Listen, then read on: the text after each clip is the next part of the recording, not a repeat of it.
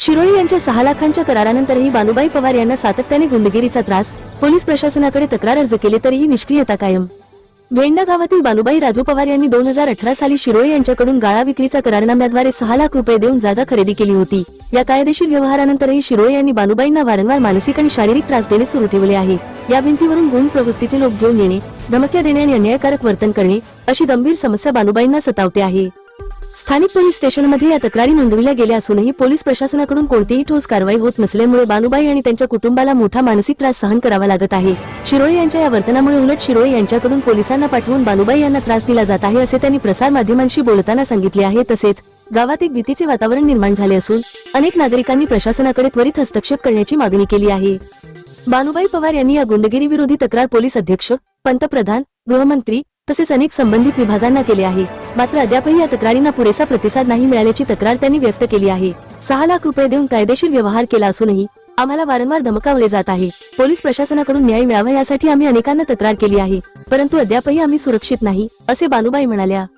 स्थानिक नागरिकांनीही प्रशासनाकडून कठोर कारवाई करण्याची मागणी करत या प्रकरणाकडे गांभीर्याने पाहण्याचा आग्रह धरला आहे।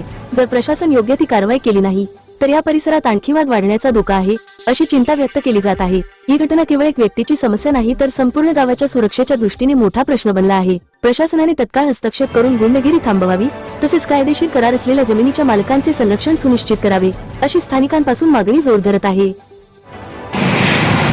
मी बानुबाई राजू पवार, राहणार भेंडा। इथं मला या लोकांनी 4 गुंठ्यात गाळा लिहून दिला। कोणी दिला होता गाळा? काय हे सचिन, हे निलेश पंडित शिरोळे, सचिन सचिन व शिरोळे, सचिन आपले बापाचं नाव वसंत शिरोळे यांनी ते म्हणले की बा हे तुम्ही जी जागा दिली तुम्हाला आजपासून कोणची आमची तक्रार नाही असे मला 500 रुपयाच्या स्टॅम्पवर लिहून दिले।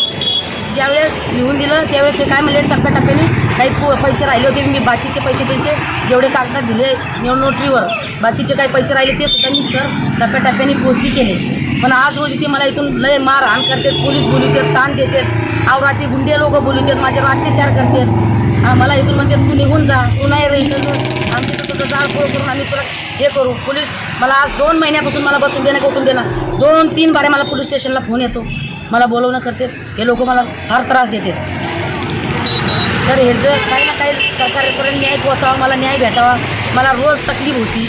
त्या लोकांनी मला लई त्रास दिलेला आहे। मला रात्री उठले तरी हे गुंडे मागून आहे पुढून हे चालूच आहे, कुणी ना कुणी आणते, तुम्ही निघून जा, तुम्ही जर राहिले तर तुमची लई अत्याचारी करू, आम्ही नाही ते करू पुढं पोलिसाला बोलून तुमच्यावर चोऱ्याचे गुन्ह्याचे काही तुम्हाला असं तरी आम्ही काढून देऊ, तुम्ही असे नाही गेले तर नाही तर तुम्ही हे आम्हाला 5 लाख रुपयाची मागणी बी तिने केली, तुम्हाला हे 2-3 लाख रुपये देतो, ह्याच्यात तुम्ही निघून जा, आपली इज्जती नाही निघून गेली तर तुमची लई बेइज्जत होईल इथं।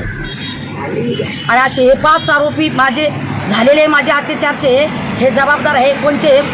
मी पोलीस स्टेशनला जाऊन माझा गुन्हा नोंदण्याची लई प्रयत्न केले, तिने मला वाईट साईट बोलून तिने माझं कोणताही माझं कागदपत्र लिहून घेतलं नाही, मला तिथून काढून दिले। पण तरी बी मी माझं घर धरू नये, पण मला रात्रंदिवस पोलिसाचा फोन येणे, आताही सुद्धा येऊन मला इथं ताण देऊन गेलेले मला त्रास करते। सरकारने न्याय घ्यावा, मला न्याय भेटावा एवढे हात जोडून नम्र विनंती आहे। ते असे म्हणाले जेव्हा तिथं घेऊन गेले, माझी जेव्हा ती शूटिंग काढली उघडी लागली, ते म्हणले आता तर उघडी लागली तुझी बरेच शूटिंग काढली, पण सर ते असे म्हणले की तुझं त्या जाग्यातून नाही निघली तर अख्खा व्हिडिओ आम्ही व्हायरल करू, नाही तर मग तुला परत उचलून आणायची वेळ करू नको, उचलून आणली तर तुला डायरेक्ट खड्डा घेऊन JCB घेऊन तुला पुरून तुझा पुरावा आम्ही नष्ट करून टाकू। पैसे भरते 10,000 दे, 20,000 दे, आमच्या गाड्यांचे ते पैसे दे, लोकांकडून याचा उचित आहेत, काही करीत आहेत कुठाने, आणि आम्हाला पैसे देऊन त्यांना पोलीस आमच्यावर फिरीत आहेत आणि पोलीस येते दमदाटी करतात। असं नाही का बाया माणसं आहे कसं बोला काय बोला आर्या कार्याचीच भाषा करते। आमचं माझं स्वतःची जागा असून मी कुठे जाणार? आज मी 25 वर्षाची तर रहिवाशी असून माझी जागा कागदपत्र माझी नोकरी असताना कुठे काय म्हटलं तर तू इथं राहायचं नाही। हिने वरच्यावर पैसे भरतात पोलिसाला आणि पोलीस आमच्यावर दबाव आणतात। हिने SP साहेबांनी सगळ्यांनी हुनी माझी दखल घ्यावी, मला न्याय भेटावा, मी विधवा बाई आहे, मला काही ना काही न्याय भेटावा एवढी सरकारला माझी हात जोडून येण्याची। मध्ये माझ्या जीवावर येऊन तिथून मी कशी तरी लडबडून झडबडून आली. हिने जे 5 जणी आरोपी माझे असून तरी सुद्धा हे मी केस नोंदायला गेली, माझी केस नाही घेतली. पण मी वर मुंबई दिल्ली सगळ्याला मंत्रालयामध्ये सगळे हे कागदपत्र पाठवलेले आहे, तरी अजून मला काही आलं नाही. आज कधी तरी येईन मी तेव्हासारखी त्यांची वाट पाहती. आज नाही तर उद्या मला कधी ना कधी निकाल भेटेल म्हणून मी अजून त्या तिथं कसं त्यांचा मार खाऊन त्यांचा दबाव खाऊन कशी बसती. अशी सरकारने पटकीने माझं कागद पाहून मला निर्णय द्यावा. रात्री 12-1 वाजता 12 नाही या टायमिंग लावलेला आहे. 11 वाजता कुठं पोलीस येतो का? येऊन माझी बॅटरीनी झडती तिकडं मागून घेतली. मी म्हणाले काय भाऊ कोण आहे, चोर आहे का काय आहे? तर मला मी पोलीस आहे.